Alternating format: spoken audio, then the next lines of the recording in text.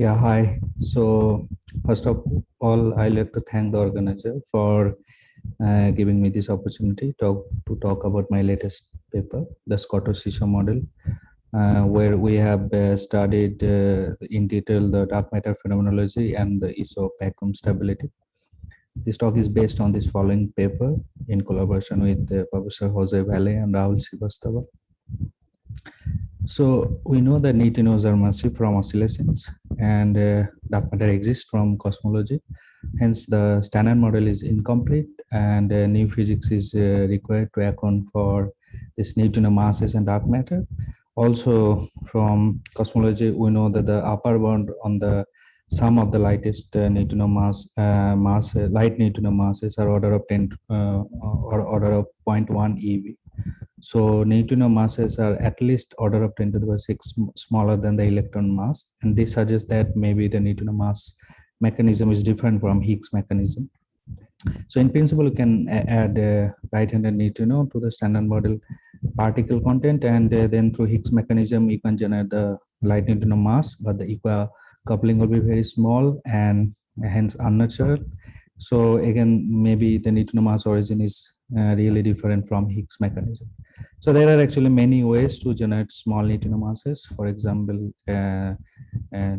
seesaw models where you can generate in tree level, or in radiative models where you can generate neutrino masses at loop levels.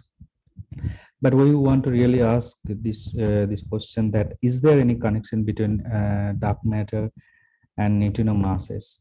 So the Scottogenic model, in Scottogenic model, which was proposed by Ernest Mah, this is exactly the case. I mean, there is a connection between neutrino mass and dark matter in this model. So we one add the this G2 odd fields Ni and doublet eta in addition to standard model particle content, and because of this G2 odd, either the lightest of Ni or real part or imaginary part of eta 0 can play the role of dark matter.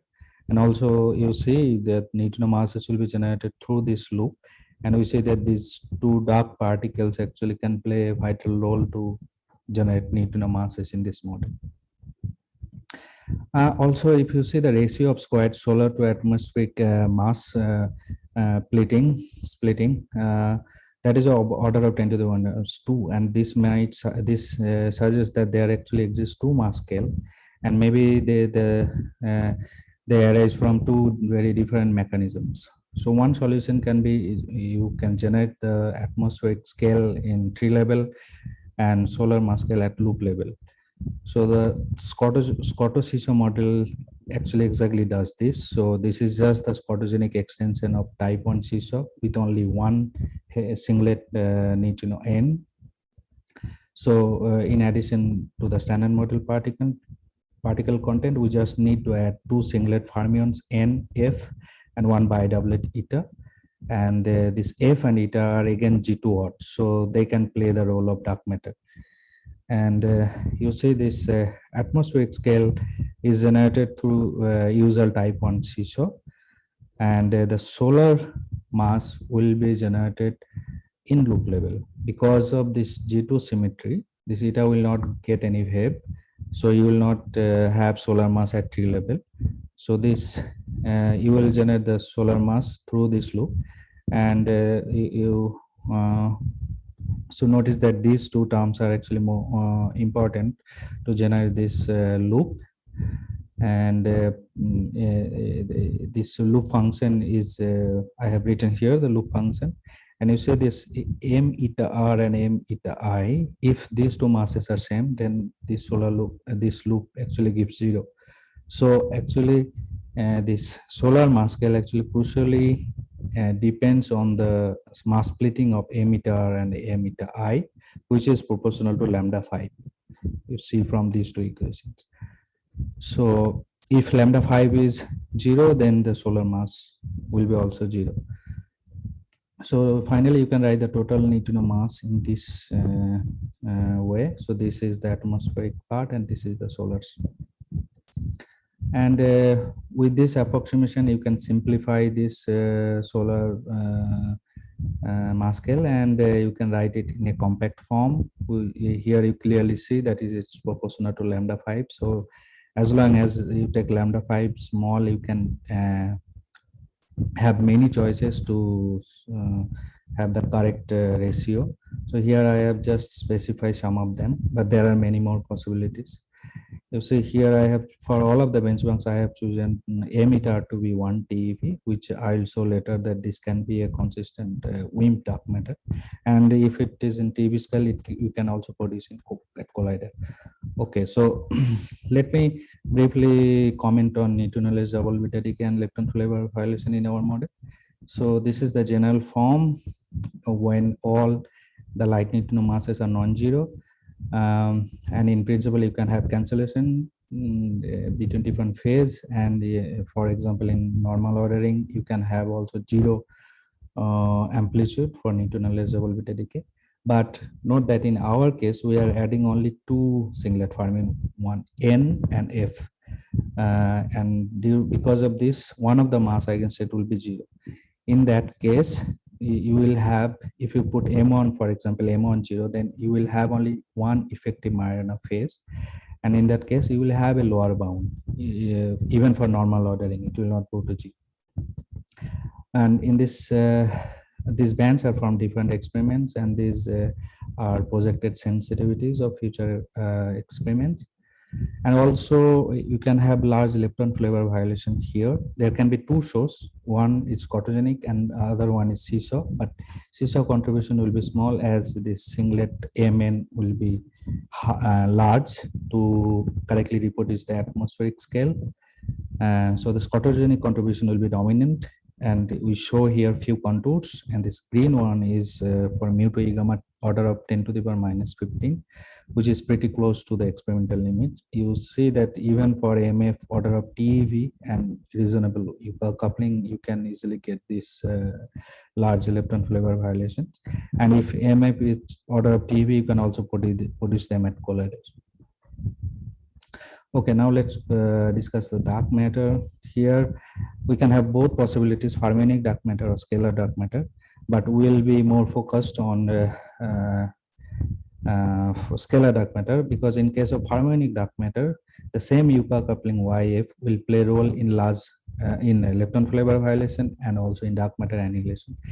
So this will be more restrictive. So that's why we consider this eta R as the dark matter candidate. And in this case, the advantage is that this dark matter and lepton flavor source is different. So for our dark matter analysis, we have varied the parameter space in this way. And so this is the result. So these green points are overabundant and gray points are underabundant, and the cyan points are with correct relic density. So we say that we can have three different mass region where we can get correct relic. And there are some dips in this plot, as this one is coming from G boson exchange, this one is coming from Higgs boson, and this will come when eta R mass is greater than 80 GeV, then this WW or GG channels will open up. And also if it is more than Higgs mass or top mass, then this Higgs and top top channels will also open up. And you see this, the Higgs, the second dip is, this dip is more efficient compared to Z, because the Z, the G boson one is momentum suppressed. Also, you see for large dark matter mass, the relic density increases because the annihilation cross section actually goes inversely to the mass emitter square. And also remember that as eta R, eta I, and eta plus minus mass difference is not small, because we are choosing lambda 5 to be very small, there can be co-annihilation, which we have taken into account here. Okay, so for direct detection, there are two possibilities, one from G bosons and one from Higgs boson. But this, if eta or eta I mass is same, then this will be a elastic cross section, and this cross section will exceeds the Zenon 1-ton direct detection limit. But if you choose lambda 5 non-zero, then you can forbid this channel, and in that case the Higgs mediator will be the dominant one. So here we have shown the results for the same dark matter scans, and we see that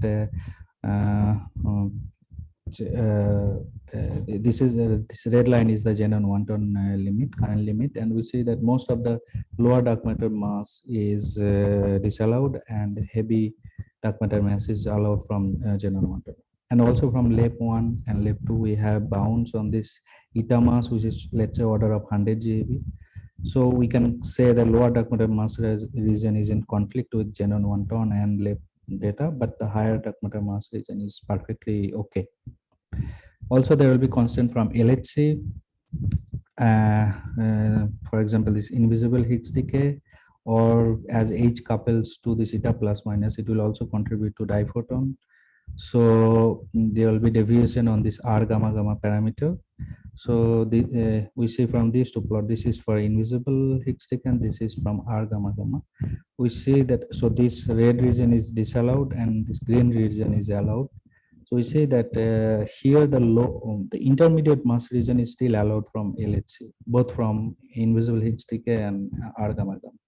But this invisible mass region is not allowed from, as I discussed, LEP or Zenon Wanton. Okay, so let's now discuss the electroweak vacuum stability. So for the potential to be bounded from below, for this potential to be bounded from below, you need to satisfy all these conditions at electroweak scale.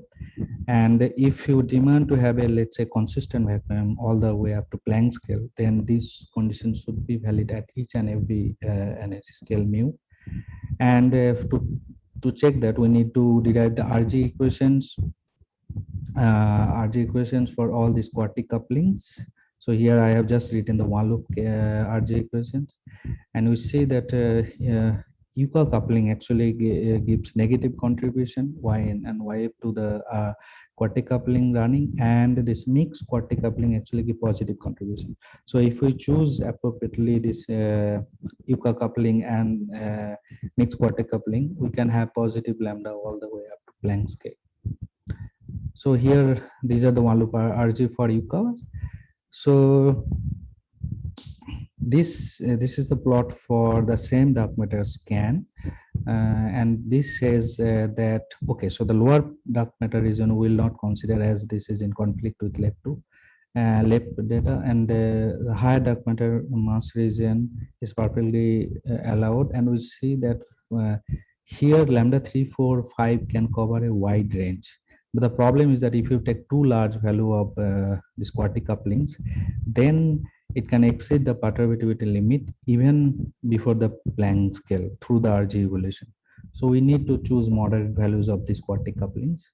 So in view of this, we have chosen these three benchmark points where we can where we have chosen also large Yukawa coupling to show the negative effect, and also large mixed quartic coupling to show the positive effect.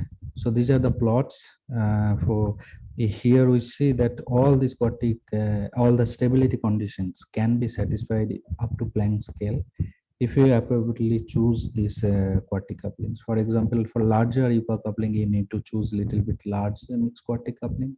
For example, smaller Yukawa coupling, you can allow small value of quartic couplings.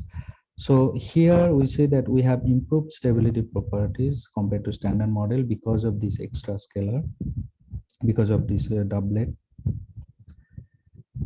Okay, so before we finish, we should also worry about this high energy behavior of the G2 symmetry, as if it let's say breaks down at some particular high energy, then it will be a problem because dark matter will not be stabilized and we will not be able to generate the solar mass loop. So we need to check that. So to do that, so what happens is that if RG evolution drags this parameter m eta square to the to some negative value, let's say at some energy scale, then this will induce a wave for eta, and this then breaks the G2 symmetry. So this is the RG evolution of m eta square, and you see there is a negative contribution dominant negative contribution from minus AMF square trace YF dagger YF, but you can overcome this with appropriate choice of your quartic couplings and the sign. So in this plot, you can see that if you choose very large Yuka coupling, then maybe M eta square will be negative even before Planck scale. So then there will be a problem, but you can allow moderate values of Yuka coupling, let's say Y. And if you take large value of AMF, then the allowed value of Yuka coupling is even small. Okay, so now summary. So Scotto-Shishio model can explain the neutrino mass. It can explain the hierarchy in atmospheric and solar mass scale. It can have dark matter candidate. It can have a connection between neutrino mass and dark matter. It can have a large electron flavor violation, and you can have stable vacuum up to Planck scale. Okay, thank you for your attention.